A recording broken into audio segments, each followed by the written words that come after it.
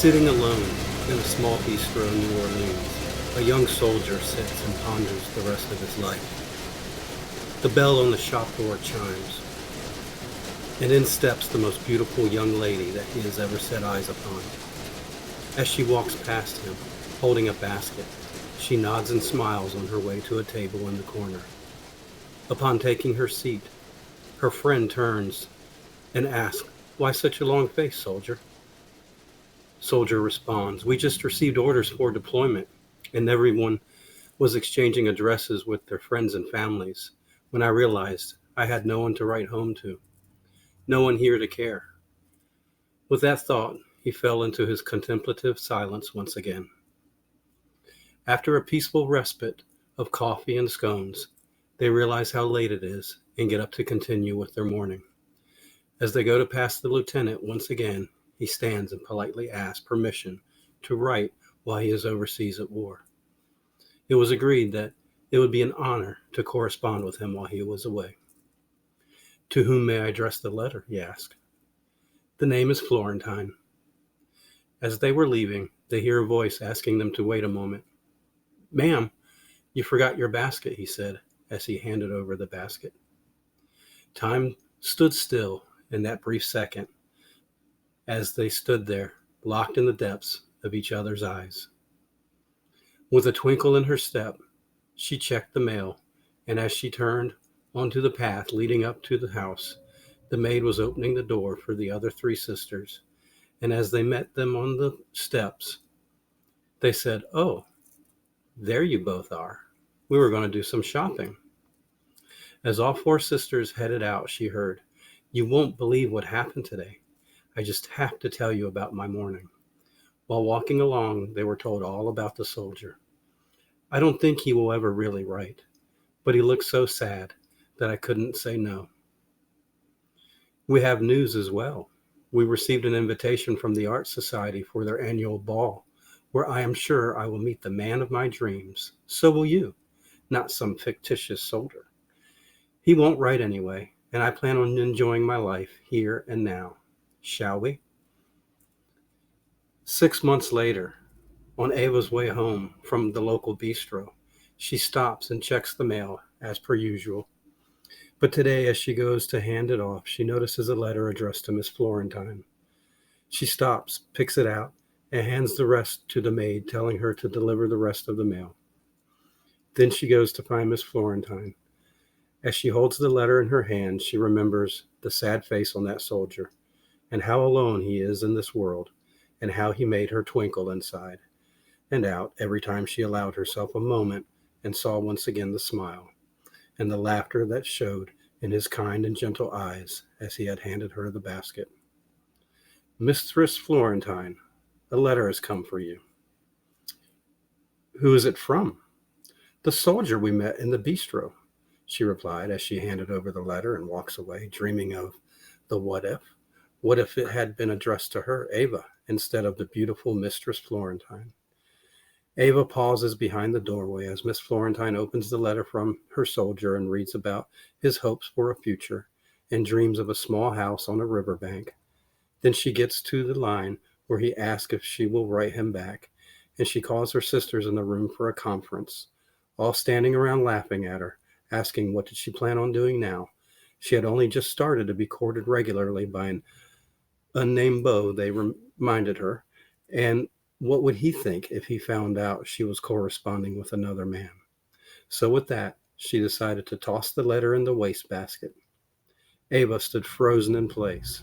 Oh, how could they be so careless with a young man's life? Ava went to the basket and retrieved the letter. After she finished reading, she at least had to respond and let him know that someone somewhere did care. So she wrote back and told him he was not alone, for she was there. They wrote each other often, he of what he was doing each day and signing each letter, "Your Lieutenant." She of her dreams, how she had always wanted to see the mountains. Because she did not wish to deceive him, she left all her letters unsigned. After a few years of telling each other all of their darkest, deepest wishes and dreams, Ava suddenly stopped receiving letters from her lieutenant. Months went by, and having fallen into a deep depression, contemplating the worst had befallen her lieutenant, she was taken to bed with an unknown ailment.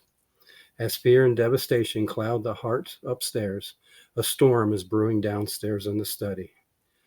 Now, see here, young man, you say you are here to ask me for my daughter's hand in marriage, but you can't tell me her name, and your description does not match any of my four lovely daughters.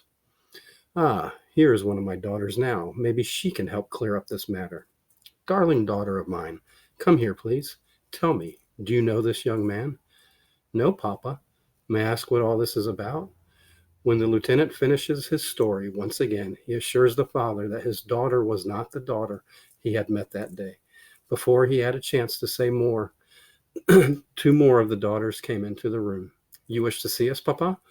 Yes. Come, girls, have a seat. This gentleman here is under the impression that he has been writing to one of you and is going to marry you. With a startled look on both of their faces, they both looked at their papa and said, Not I. Well, no, not me. Now tell us from the start, what is going on and why would you think it was one of us? Again, the lieutenant tells his tale of the fateful day in the little bistro and all the letters to and from ever since. The two sisters look at each other and then look at the lieutenant and state they are not the correct sister, but she would be here shortly. They then proceed to tell their father about the day she came home and told them all about it and how she had received a letter, but they knew nothing had come of it, or so they had believed. The father was quite distressed by this time, for the only daughter that remained unaccounted for was also his only daughter who was betrothed to be married already, and he could not fathom that she would be so deceitful and cruel as to pledge her love and life to one man while leading on another. Just when he can no longer bear the thought of his beloved child's disgrace, she comes gliding into the study, a bright smile upon her shining face. As she turns to her father, she notices a soldier in the room staring at her as if she has horns or some such monstrosity. The soldier turns to the father and asks, Where's the fifth daughter? As if she is his fourth, because this is not the young lady of the memories, nor of his dreams. The father starts to get irate with the young man when his fourth daughter speaks up and asks the soldier to tell her what he means. And as the soldier once again tells his story, she realizes what had happened. He'd had eyes only for the young lady carrying the basket. The fact that every time he had spoken, the daughter had had to answer had been overlooked. As he was spellbound, he never noticed that she was as spellbound as he, and had not spoke a single word. In the daughter's arrogance, she assumed that he had spoken to her, when in fact it had been Ava to whom he had spoken to. I think I know who you are looking for. I know you have been waiting a while, but I know this will all be worth it. Sisters, come with me, please. They met at the top of the stairs, where she let them in on her plans. She went up and knocked on Ava's door. Hey, sleepyhead, how you feeling? Get up and take a stroll with me through the gardens. It's beautiful outside today. Come, you must. I am dying to tell you something, and I cannot divulge of such information in such a dreary room. So come, let's go outside. As she was sitting up in bed, another knock on the door. Oh, good morning, you're up. Let's all go outside for a picnic and a stroll through the fresh air. I'll go get the picnic put together. See you downstairs. She had just sat down to brush out her hair when knock, knock, knock at the door. Oh, marvelous, said the two youngest sisters. I can help you get dressed, and she can dress your hair. I heard you agreed to have a picnic with us outside. I am so glad. It is such a beautiful day for it, and you have been in this room for way too long. I know. I feel rather lost, and I am unsure what to do about it. Well, come along with us today. I am sure you are going to find enough answers to last a lifetime. As they strolled the gardens, basket in hand, she couldn't help but remember telling her lieutenant about the gardens and the different flowers and blooms throughout the many times of year, sometimes pressing them so he could smell them, too, wherever he may be. Her favorite spot in the whole garden was an alcove of trees near the lake edge that had a grass all the way to the rock rim of the lake, where a single rock formed a very large round stone seat. One would have thought it was man-made instead of happenstance. As she made her way down the path, she suddenly found herself asking how today had come to pass. Last she remembered, she was laying in bed, not feeling well, when four sisters had joyously invited her to join them for a picnic in the garden on the stone. And as she doesn't remember agreeing, she knows she must have, for why else would she be leading the pack down the single file footpath to the stone seat? And how had she ended up being the one toting the basket of picnic supplies? She always ended up toting their baskets. She was going to be asking as soon as they cleared the path, and they couldn't escape. As she rounded the last tree, and the great stone seat opened up before her, she froze. He turned and saw his dream of dreams coming down the stone path from the house, fully lit by the most radiant sun, making her hair glow as if she were an angel. Yes, it was indeed her, more beautiful than he remembered, carrying a picnic basket. As she noticed a soldier standing ramrod straight in the center of the stone, holding a bouquet of wild roses, realizing she had frozen in place, set the basket on the ground and walked up to the soldier and looked into his eyes once again as tears rolled unabashed down both of their cheeks. She smiles and asked shyly, "Are you my lieutenant?" And in reply, he answered, "Yes, I am your lieutenant. I came to ask your father, uncle, for permission to marry you. And after hearing our story, he said the choice shall be entirely yours, and that I have his full blessing. May I ask, my love, what your name is?"